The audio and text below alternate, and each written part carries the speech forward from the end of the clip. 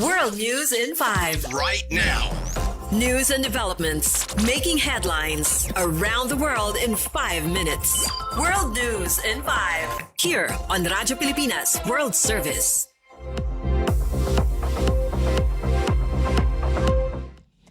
Good day to all of our listeners here on Radyo Pilipinas World Service. This is World News in 5 and I'm your host, Steph Vicente.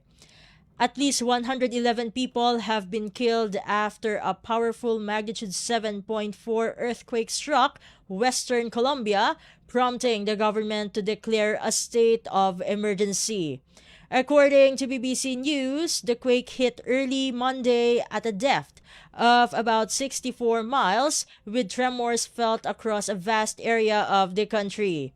Authorities say the city of Pereira suffered some of the worst damage, with dozens of buildings collapsing and many people feared trapped under the rubble.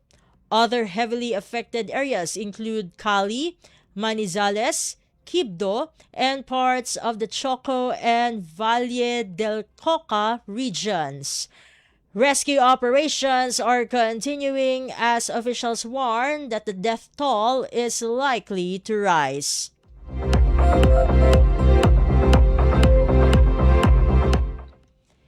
In other news overseas, Israeli Prime Minister Benjamin Netanyahu has rejected a United States-backed 15-point roadmap aimed at disarming Hamas and ending the conflict in Gaza. The BBC reports Israeli Prime Minister Netanyahu said his country would not withdraw its forces until Hamas gives up all weapons, rejecting the proposal's framework. The plan, announced by U.S. President Donald Trump and supported by the Board of Peace, calls for phased disarmament, Israeli troop withdrawals, and the deployment of an international stabilization force in Gaza. Hamas has expressed conditional support for the agreement, while the European Union and the United Kingdom have welcomed the proposal. Despite Israel's objections, reports suggest discussions on reconstruction and international security arrangements in Gaza are continuing. And finally, Iran is facing a worsening economic crisis marked by high inflation, rising household debt, and growing unemployment, according to official reports and analysts. The CNN reports food prices have surged by nearly 130% over the past year, while wages for low-income workers have increased at a much slower pace. Iranian officials have warned that cuts to fuel subsidies could trigger another wave of inflation and spark public unrest.